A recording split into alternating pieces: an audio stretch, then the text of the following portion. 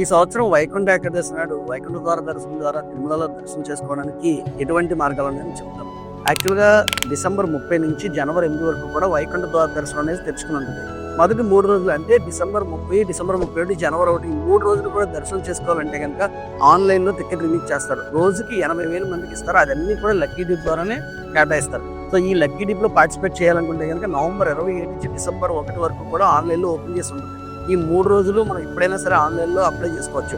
దీని తాలూకు రిజల్ట్ ఏదైతే ఉందో అది డిసెంబర్ 2 మార్నింగ్ అనౌన్స్ చేస్తారు.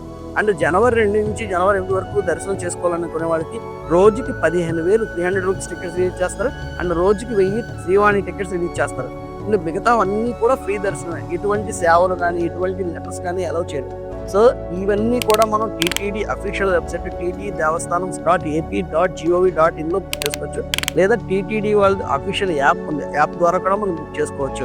ఈ వైకుంఠ ద్వార దర్శనం నుంచి మీకు ఎటువంటి డౌట్స్ ఉన్నా సరే కామెంట్ చేయండి. ఖచ్చితంగా నేను రిప్లై ఇస్తాను. సో ఓం నమో వెంకటేశాయ, మీ గిరిన్ రమేష్. Thank you.